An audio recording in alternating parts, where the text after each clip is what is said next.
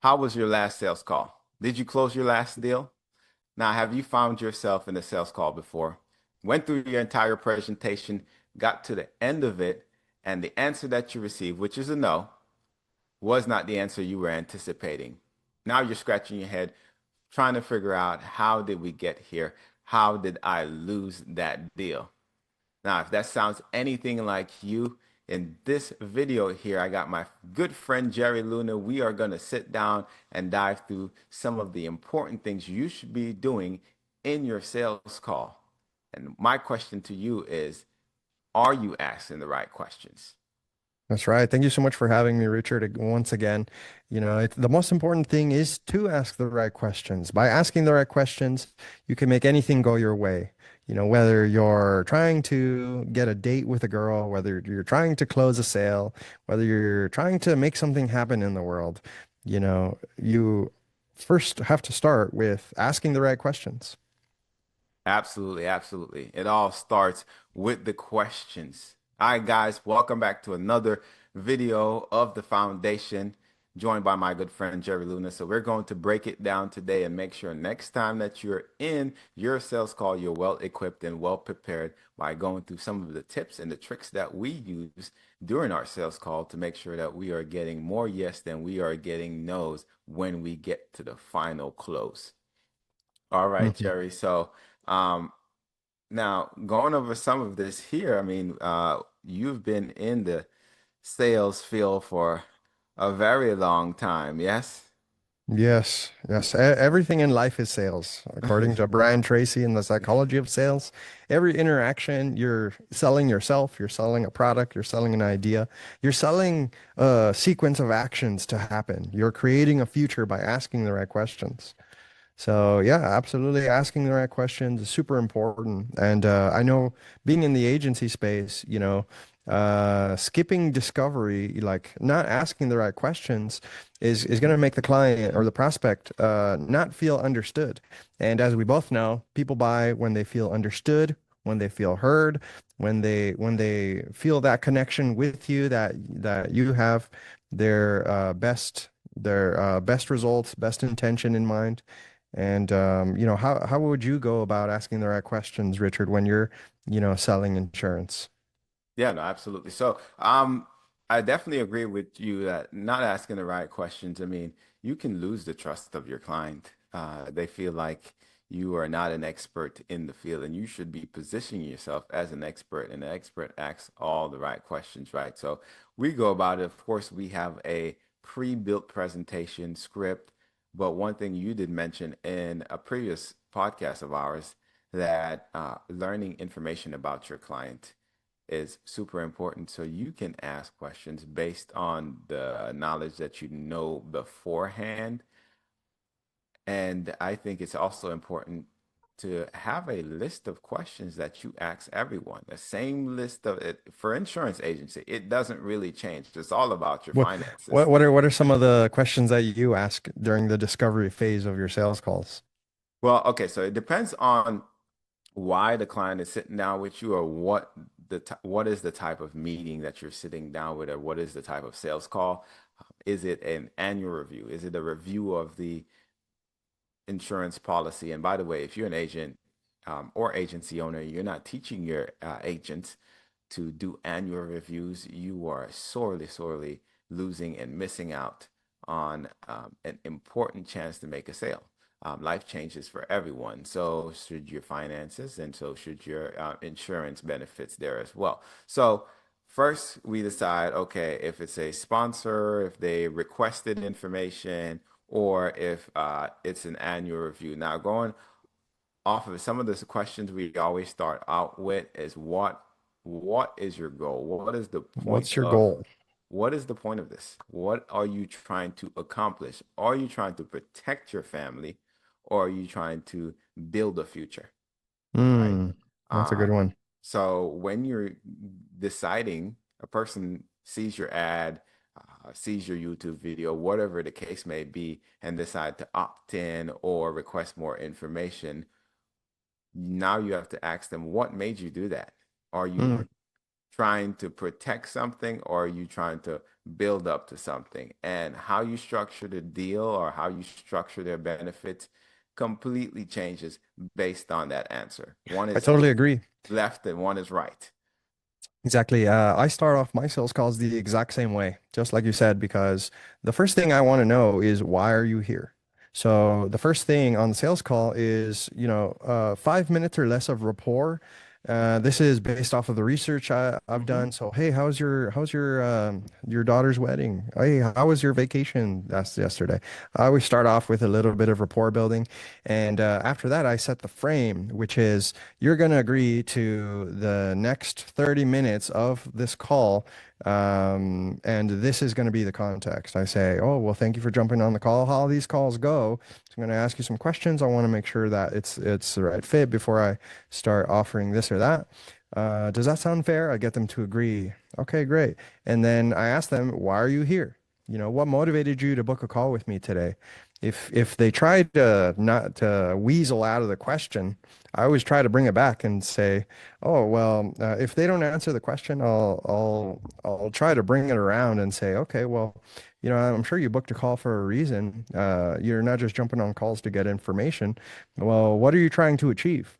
I ask either why are they here or what are they trying to achieve, and then they say, "Oh, well, I'm trying to get more sales." Okay, well, why? And then I go into what have you tried? Why did it work? Why did it not work? Do you have a partner? This is where does your wife know you're on this call? Like, this is where you get into the nitty gritty and figure out why are they here? What are their goals? What have they tried? Why they think it didn't work? And once I go through the discovery phase, the person at the end is going to feel understood. They're going to feel like Jerry Luna, he knows my exact problem that I'm trying to solve. And then when I get to the pitch, then I can pivot and all the problems that they said that they had, I'm going to reinforce why my solution is going to solve all the problems that they just told me that they had. And so I'm able to navigate the conversation in a way by asking the right questions and get them to the finish line, which is a yes, Jerry, here, take my money. Yes, absolutely. So, one thing you said that I would say maybe slightly different on the rapport building for the insurance agency. We do tend to spend, at least I train at the Dingle agency with the Dingle method that we do train you to make sure you're building rapport for about 5 to 10 minutes. About 5 to 10 minutes. Now I call it building rapport with a purpose. Right. So we're not talking about the weather. We are not talking about the football game. We're not none of that actually helps you in the presentation, right? So we're talking about things that will help us to not only make this sale, but make future sales. So in our rapport building process, what we implement is actually referral hunting. That's what we do when we're building rapport. So Mm. if you don't have a pen and paper when you're building rapport or in your presentation, again, you're losing, right? So you're doing it wrong. You must have a pen and paper close and you take notes. I ask clients, do you mind if I take notes? That's in our sales script, Yeah, I right? even tell the client to if to have a pen and paper. By the time I Mhm. get to the close, when I'm about to pitch, I ask, "Do you have a pen and paper handy?" That way you can understand exactly the offer and what I'm about to tell you. Yeah, of course. Okay, ready? Okay, great. Yes. Also, by the way, in the beginning of the call, you always want to make sure they're in a good place to take a sales call because Hmm. no one will close in a car. It's very extraordinarily rare. It's working against you if they're in a busy, if they're in a busy road, if they're Hmm. surrounded by family, if they're not in a place where they can concentrate and listen and be engaged with you, then you always just say, if they're in their car, hey, is this still a good time? I know you're in your car and this might not be the best time for you. What do you think about, booking for tomorrow instead when you have when you can be fully here and aware? Oh no, if they push back and say, no, I'm here, I'm paying attention. And I say, oh, well, I'm here 100% engaged with you. You have my total focus and attention, and I refuse to take the call. I just book it for the next day. And that way, the next time they show up, they realize, okay, this is a serious call, this is a serious conversation. And because it's going to be difficult to close somebody that's in their car, that Yes. doesn't really care, that's seeing it as, oh, I just want information. They're not invested. Those types of people, they're not going to close, most likely. Yes. And if they don't show up to the next call, you knew they weren't serious to begin with.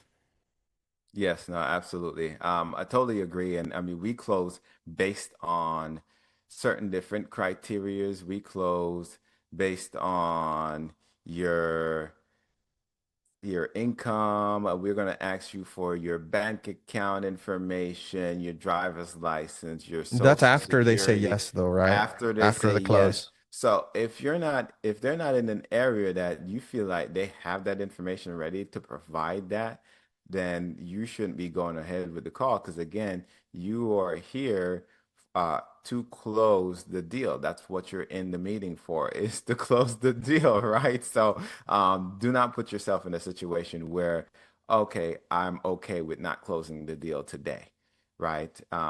You always, if you don't close, you always want it to be a surprise. So yeah, we do start off with that 5 to 10 minutes of rapport and asking, oh, you from the area originally? How, you have a lot of family in the area. Oh, I'm there we getting go. your You're planting the circle of seed it's, for it's, referrals. it's planting the seed for the referrals. Okay, big family, small family. Oh, how many siblings do you have? Do you have a lot of extended family that you're close with? And then you start talking about work. And we have a proven formula that we use. It's called FORM. And it's family, What's it stand for? occupation. Family is F, O is occupation, R is recreation, and then M is me. So you tie yourself in and you relate at the end. So Recreation is like, well, what hobbies do you have that are dangerous that you're gonna need insurance? Oh, I'm a base that, jumper. Whoa, you're a that, base jumper? Are you covered? What if you get hurt? Yeah, you Like, could definitely use that as well. But and even on occupation, if they have a dangerous occupation. But recreation is really to mm, say, oh, what do you do? Okay, how many people have you met? A lot of people that you're not longtime friends with at work. Okay, awesome. Do you guys go out and hang out together?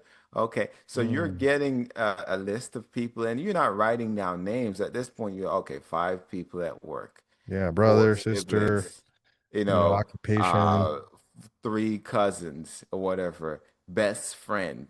And you just writing those things down. So now you know, oh, there's 10 people in their circle of influence that they have phone numbers for, right? So with that being said, now you can know when you go to ask for referrals, they say, well, you did mention that you have these guys at work you're close with, yada, yada, yada, and they can say, oh, I don't know anyone, right? But Mm, you already told me you know someone.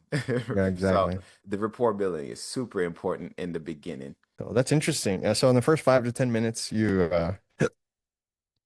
plant the seed for the referral. That's smart. Yeah, so yeah, it's really worked out well for when you do ask for referrals. You're not asking a yes or no question. You're being an assumptive.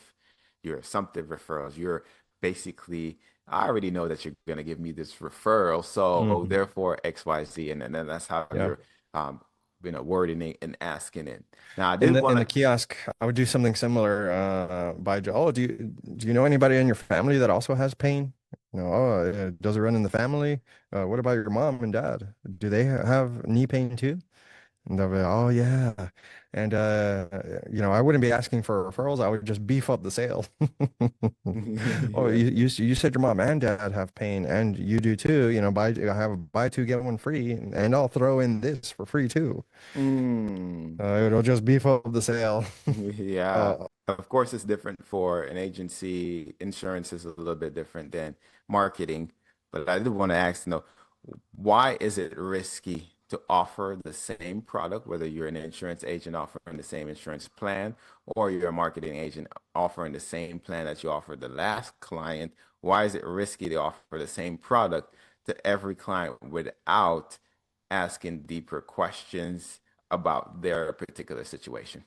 Well, that's a good question because not every client is the same. If you don't ask these deeper questions, you won't realize that your solution isn't perfect for them because they need something else on top of what you normally offer. So if I were to sell the exact same thing to client A and client B, but then I realize client B doesn't have a sales team, Well, that throws a wrench into everything because in order to get the result as an ad agency, you have to make sure that the client is also has the necessary infrastructure, the necessary team. Some offers are dependent on having an appointment setter. When you're running ads, having an appointment setter is a godsend. It's a secret hack. It makes me look like a god if they already have a sales team and all I do is I create high converting ads, high converting funnel, and I'm able to feed these quality leads into an existing sales process. It makes me come out on top as looking like the greatest marketer on earth. But if a Right. client doesn't have a solid offer, like if a client pays me 10K for a funnel, but they don't have an offer, they've never sold anything before, then this client is going to blame me for this campaign not working. So it's actually in your best interest to ask deeper questions. By asking deeper questions, it shows your expertise. It shows the client I know what I'm doing, what I'm talking about has worked in the past. And not only will it help you close the sale to ask deeper questions, but you'll be able to ensure that the client actually gets the result when they do decide to pay you. Does that make sense? No, absolutely. Absolutely it does. Yeah, on the insurance side, I mean, it's the same. I know a lot of agents, and I wasn't trained on this when I first was in the industry, asking about their retirement accounts and asking about um, just different financial assets that they have in place. Do you have any other savings and different areas that you're tucking away money at? Because life insurance is heavily, how much life insurance you need is heavily dependent on your net worth. And if you Mm, are at negative net worth, you need more insurance than the person at a mm, positive net worth, right? Because you're leaving debt behind, right? I recently sat down with a client. Actually, for full transparency, I sat down with the client today, right? And went over this stuff, and she was impressed about the questions that I was asking because we was talking about things. Okay, what's your 401k at? Well, she tells me the 401k. Um, okay, this is how much insurance you have currently. This is how much debt you told me you have between all the debt, credit cards, student loans, all the car payments, right? And then one thing I know insurance agents don't ask is we sell a lot of mortgage protection, is what we call it, where you write an insurance policy that will cover the remaining balance of the mortgage, whether it be a term policy or maybe even an index universal life policy. That's good and all, right? Okay, the person dies, the mortgage is covered, right? That's great. But are you asking them what is the current value of the house? Right. And that's one thing I make sure we ask is what is the current mm, value of that house? Okay, your house is worth 100,000, or your house has a mortgage balance of 100,000. Your house is worth 300,000. Well, you have positive equity in your house at this point, right? You have, if you sold the house today, you're getting 300,000, you're getting $200,000, not 100,000 that you have to pay back. So we're not even worried about that. Yes, if your family's keeping it, they have to, go ahead and pay that 100,000. So now we put that into a formula calculator and we are figuring out your net worth. Well, let's minus 100,000 from that. You actually have positive 200,000 of mm-hmm, assets there. And then you said you have this in this savings account, that in this savings account. Well, you have 200,000 of insurance. Now we do need to cover your income for making sure your family can, pay the other bills, right? mm-hmm, And the client that we sat down with, come to find out, she was doing good, 200,000, 216,000 of life insurance with roughly like 170,000. We won't mention, of course, any detailed information about the client, but roughly 170,000 of mortgage balance left, mm, right? okay. Now, the insurance will pay off the mortgage. Most insurance agent will think, okay, that's great, right? Now she has 75,000 of other debt, pretty much. 60,000 in the 401k. Okay, that leaves a debt of 10,000 right there, right? If the 401k, between, but guess what? 401k is not tax free. It's going to get taxed. So technically, 30% of that is going away when the family goes to withdraw it anyways. So really, you can't pay off 60,000 of that debt. Now, you have this and this savings, maybe a little bit at work. Come to find out, she would have, after her insurance pays out and everything is paid off as much as it possibly can, it would leave $39,000 of random debt still left over, right? And then between all the assets she had, she would have 97,000. But of course, minus 35% of taxes for the 401k. Hmm. Right. Yeah. So really now you don't really have 97,000. You may have $50,000 or something like that to pay your family, and they have to take $39,000 to pay the debt you're leaving behind. Don't forget the funeral. You're right. Right. And Dying is now expensive they these so days. now they leave that leaves 10,000, $20,000 for the funeral. They can pay for the funeral with that, right? Yeah. But now house is paid, everything is paid. You're leaving your spouse with a 4-year-old and 5-year-old child. Everything is paid. So he's not worried. He can stay in the house and everything like that. But now he has to hire a nanny because you're gone until he finds another wife, right? Or whatever the Yeah. case may be. So now, still you're not setting them up. They're in a better position than you just leaving the debt behind. Sure, absolutely. They're in a great position, but they're not in this lifestyle that these insurance agents are telling you that, oh, everything is great until they go through it and realize, okay, yeah, we're actually not set up for success. We Yeah. don't have we're not in the position where I don't have to work again for, another 5 years. Like I have to go back to work immediately because I got to have all these bills paid. But I don't have to worry about the mortgage in the car.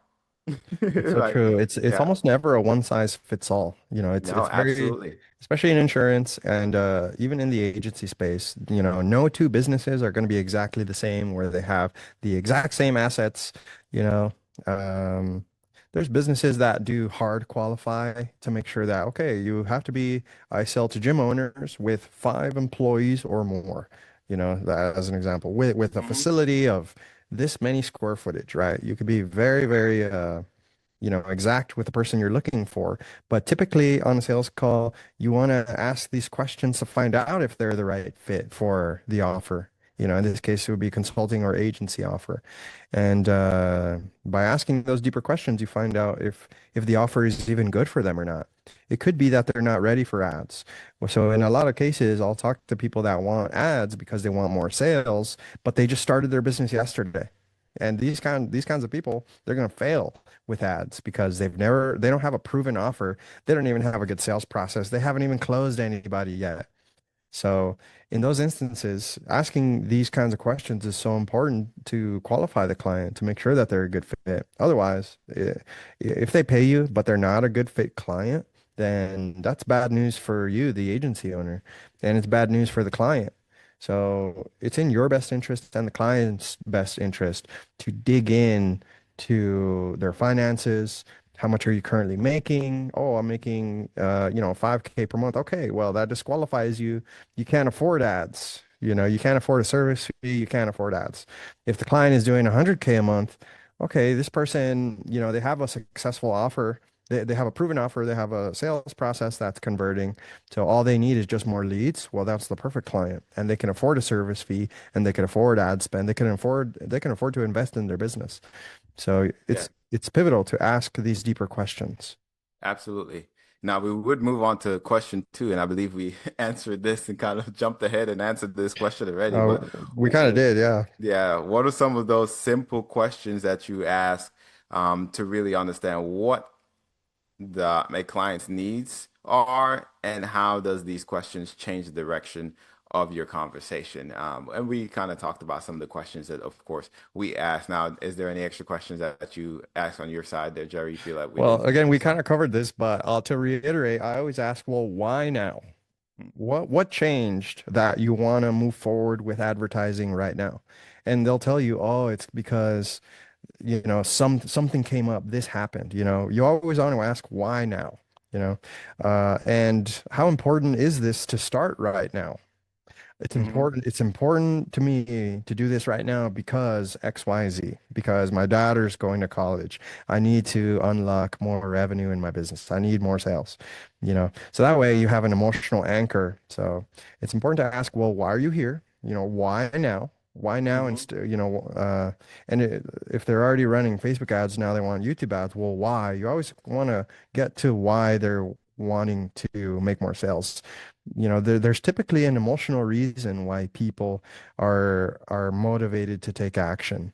And by asking these motivational questions like, well, why are you doing this now? Why are you trying to grow your business? They're gonna come up with an emotional response. And if they don't, you could dig deeper and say, okay, well, besides wanting to make more sales, why do you really want to grow the business? Why in Yeah. 2026? What changed? You know, so you want to keep digging and digging until you get to the real reason. A lot of people will come up with fake reasons like, oh, I just want to make more money. Okay, well, why? Yep. No, Oh, I've, well, it's because, that way I can have more income. Okay, well, what would that do for you having more income? You're already pretty successful. So, why do you want to dig deeper? Why do you want more sales? Well, it's because I want to, re-propose to my wife or something. yeah. Or I I mean, want to buy a car I want to put my mom in a home, or I don't know. There's Yeah, always a real reason. even if you don't, if you're not successful, reasonably successful, you still want to ask that question, right? Even if Absolutely. you assume why that person, don't make the assumption. Never make the assumption you know why a person wants to do something. Even though you assume that you know why they want to make more money because, well, it's obvious in your mind, you still want them to state it, right? It sounds different coming out of their mouth when they hear it than when you say it for them. So that is super important. Don't speak for your client. Let your client speak for themselves. You can definitely guide them with these questions, right? And that's Yeah. kind of the biggest point when going through a sales presentation. It goes back Why? to that saying, people make emotional decisions, right? And if you could bring out that emotion of why they need this to happen, why they need it to work, then you've moved closer to the finish line. Yeah, And absolutely. as long as you're selling them as long as you're selling them something that solves their problem, that fits their needs, and you're not scamming people, obviously, you want to, it's the honorable thing to do is to close them because you're offering them the solution, you're helping them solve a problem that they have. And if your product really does do what you're saying it does, then you're doing them a disservice by not selling them, by not closing them. So you have to ask these deeper questions in order to help the most amount of people. Yes, I love what Myron says about this communicate, thinking like a professor or thinking like, a top 1% and communicating like a third grader. One thing I realized that kids do, my son especially. He's 5 years old, and his favorite question is why. No matter Why? what you say, why? Why? Right? Yeah. So you have, as a sales professional, you have to get used to that. Be a child in that sense. They say something, and you, why? You What's your know, response? Because I said so. No, well, we tend to do explain to. I entertain him. I'm not gonna lie. It's cute, and maybe it won't be so cute the older he gets. But for right now, it's really cute. So I do entertain him, and I'm like, because I wanted to go to work. Like, why are you leaving? Because I gotta go to work. Why do you have to go to work? Because I have to make money for the family. Why do you have to make money? Because if I don't, you're gonna be living on the street. You know. And so we go down the rabbit hole. But same thing when it comes to our clients is just getting, like you said, just digging deep and going deeper and deeper to get to the root and that emotional problem that they do have.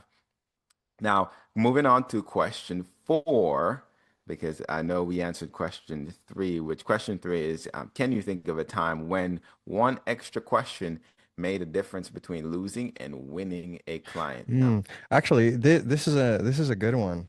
sometimes you might get answers to questions that you never would have thought. So I was trying to close this lady, and I kept asking why.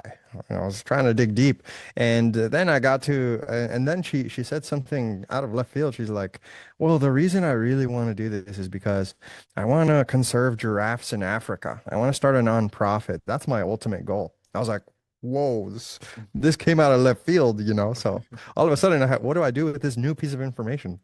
Well, I Yes. rolled back in, during the pitch, I rolled it into the closing, and Yes. so after I was done pitching, I included at the end, so that way you can start a giraffe conservation movement in Africa. And she's like, okay, let's do it. So like ask it, digging deeper, you might find that there's an interesting reason why, and you Yes. never would have gotten to the bottom of that if you had not kept pushing and asking. Yes. No, absolutely. Definitely agreed. Now, question four for us is how do you make sure you're listening more than talking during sales call, and why does that matter for building trust? Okay, well, how do you I have a good way of finding out whether I'm talking more than my prospect, but how do you do it, Richard? I think my way is the same, same as your way. Okay, So okay, I'm gonna say it first. I use go Fathom ahead. to tell me, hey, you're talking too much. Yes. It'll tell you. Yes. Yeah, first of all, if you're in a tirade, if you're monologuing, it'll tell you. It'll be a pop-up poop. Hey, you're monologuing. You've spoken for too long without Mhm. getting any feedback. Um, like that's the best way, I think. Just having an AI tell you, hey, you're speaking too much. Yes. Yeah, and for those of you guys that do not know, so Fathom is a note-taking AI that you can download if you're doing presentations over Zoom. You can download Fathom and as an app in your Zoom, and it will tell you based on it records your meeting, comes in, and it has a pop-up letting you know, hey, this is the percentage of you talking versus the other person talking, the prospect. And it, like Jerry said, it will let you know that you're monologuing and you've talking for an extended 2 minutes or however long you've talked without actually getting feedback from the client. So Yeah. it is definitely a good way to for those doing presentations over Zoom virtually to make sure you're talking less than your client. Jerry, you mind telling them the rule of thumb that you so shared with me that I've been using? The rule of thumb. The I percentage, have lots of those. what's the what's the percentage that you should be talking versus what your client, how much your client should be talking? Well, I might shoot myself in the foot in case I told you something different, but it should be like 60-40, 70-30, Hmm. in favor of them talking more. Whenever a prospect asks me for an explanation, I just repivot to asking a question. Oh, they'll ask me, "Oh, what does this come with?" "Oh, well, what kind of features are most important for you?" Just repivot to get them to talk more, Mm, you know. yes, Uh, that's good. I think I need to use a little bit more of that. And okay, I don't understand. Well, tell me what you understand about the Yeah. policy. Well, what do you know about it? What are you looking for specifically? Hmm. Like always Hmm. repivot to a question, Yes. there will come a time during the pitch. I mean, if you're selling agency services might be different than selling insurance, but there'll come a time where you're going to have to do a pitch, but like during after the intro rapport, after the frame, after the initial discovery, when you're doing the pitch, you're still wanting to include them and ask questions. So this is from Cole Gordon from closers.io. After you transition to the pitch, first of all, you ask permission. You say, "Okay, perfect, Richard. Thank you so much for answering all my questions. You're a perfect fit for this program." And you transition and ask for permission. Basically, can I pitch you? You're not going to say that, but I'm happy to show you exactly what the program comes with. But you tell me, where do you want to go next? They're going to tell you, okay, yeah, tell me what's up. Tell me what the program is. Okay, do you have a pen and paper? Okay, perfect. I want you to write this down. The first thing, in order for you to open your conservatory in Africa, the first thing you're going to need is, you know, um, intent-based validation. Hmm. Intent-based validation, say it twice. And then you explain it. Like, not you don't want to go on a monologue, but you want to explain what that step Right, is. right. And then Yes. you ask, does that make sense? Yeah, that makes sense. Do you have any questions about that step? Yeah, actually, how does the intent-based validation, lead to better YouTube clients? Oh, let me answer that. Boom, boom, boom. Okay. Now the next step is XYZ. The next step is, creative. We want top tier creative. You answer, you monologue just a little bit. Then you ask again, does that make sense? What Hmm. questions do you have on that? Right. And instead of saying, do you have any questions? They're gonna rack their brain trying to find a question. But if you say, what questions do you have? It's like, I don't have questions. It's either they do or they don't. So instead of asking them to rack their brain for a question, but you see how breaking up the monologuing and getting them to talk by Yes. engaging them instead of just monologuing for 5 minutes about the offer, the pitch. Yes. Yes, absolutely. I found that that's the best way to present your offer as well is to get them involved and what we call minor yeses, minor closes. Does that make sense? Yeah. Russell That is Brunson calls it important. trial closes. Does that Yes. make sense, everybody? Is this Yes. making sense? Yeah. That's important to you, isn't it? And then you're It's like, nodding. yes, You're yes, nodding to getting them to agree. yes, You're nodding, absolutely. and in their subconscious, they're like, "Oh, well, this is a yes because he's nodding." Yeah, I always tell my agents that um, he who speaks is he who's trying to sell, right? The person Hmm. that's speaking the most is trying to sell. Now, do you want to try and sell your clients? Because nobody likes to be sold, but you hear that a lot. Do you want to try and sell your clients, or do you want your clients to try and sell themselves to you? Why that you should do business with them? Why you should help them? I would much rather my clients try and explain to me and sell me on the idea I should help them versus me trying to sell them on the idea they should allow me to help them. I You love already that. know, you already know you Absolutely. need help, right? Yeah. So therefore, since you know you need help, now explain to me why should I be the one to help you, Yeah. right? Why us? Yes, Why do you think you'd be a good fit for the program, Richard? yes, They're gonna tell you, absolutely. "Oh, I'm a good fit because it's Yeah, XYZ." so you get them to talk more by asking those deeper questions and getting them to speak more throughout the conversation, then they're the ones selling themselves. It's just like an interview. If you ask questions in an interview, let's say you're being interviewed and you're asking the company questions, then as long as you can get them to speak more than you're speaking, and you ask some controlling questions, then the company's selling you or trying to sell you, and in fact, you should work for them, and not Yeah. you trying to sell yourself on, oh, you should let me come work for you. Like, I know I'm qualified. That's why you called me. I know Yeah. my resume says I'm qualified. That's why you called me. And you're not going to find out how qualified I am by asking me some random questions in for 30 minutes or an hour in an interview. You're going to find out how qualified I am by me working for your company. So Yeah. really, I you're agree. not here to find out, if I'm the right fit. I'm here to find out whether your company is the right fit for me or not. Yeah, it's a push and pull, 100%. And the person asking the questions is in a higher status position. If one Yes. person is asking the questions and one person is answering, the status in that conversation is the person asking the questions is higher status. Yes. And there will be a push and pull. There come a time where you have to ask them to ask you questions. What questions do you have? Yes. Yeah, That's you absolutely. relinquishing the frame momentarily. But the person that holds the frame is going to be the alpha in the conversation, especially in Yes. a sales conversation. A sales call will never close with the prospect being in a higher status alpha position. So you as a sales guy have to maintain that strong position of you're asking the questions, you're holding the frame. This sales call will go how you decide.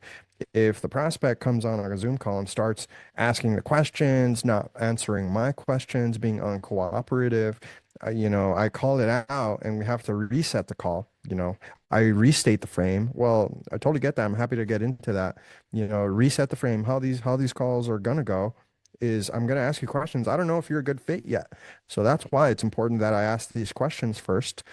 So that way I protect your time, I protect my time, and you restate the frame, you call it out, and if they agree to that, you've now reestablished that alpha position on the sales call. And so, does that Yes, make sense?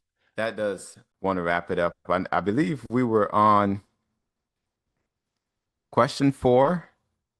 So I know we didn't get to question 5, which is Which is, what's the what one wish? what's one thing you wish you had known about asking the right question when you started in insurance, and how would it have changed your approach? Sure. So for This us, it's in insurance, but for you, I guess it's in sales in general. So what's one thing that you feel like you would have, you wish you would have known about asking the right questions in any sales? Sure. This will double as my closing statement. So early on, I thought being a good salesman meant having all the answers. Now I know that it means just asking better questions than anybody else. If I'd learned that earlier, I would have spent less time trying to convince people and more time helping them convince themselves. That's good. Yeah. I feel like, yeah, about asking the right questions, just how much easier the close becomes when you ask the right question. That's one thing I wish I had known. It took me trying it. And when I first started, of course, I was bad. I was terrible.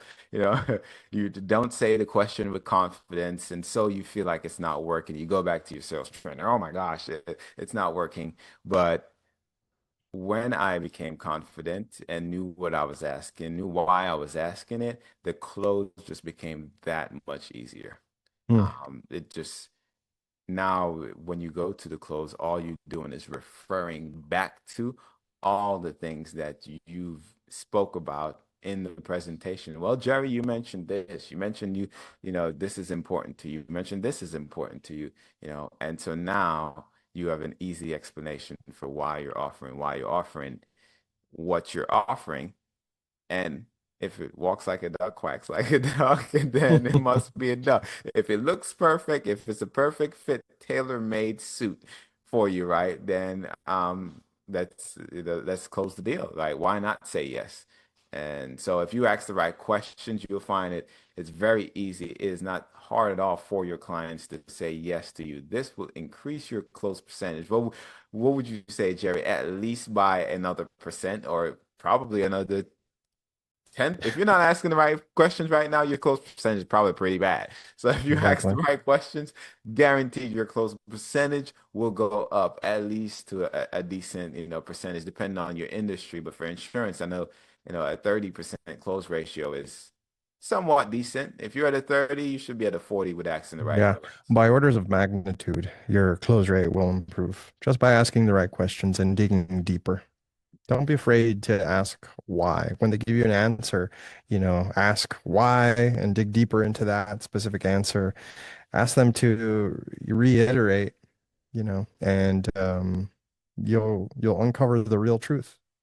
Yeah, absolutely. Totally agree. Well, Jerry, thank you as always, man. I'm sorry about the delay, but thank you so much as always. Until next time.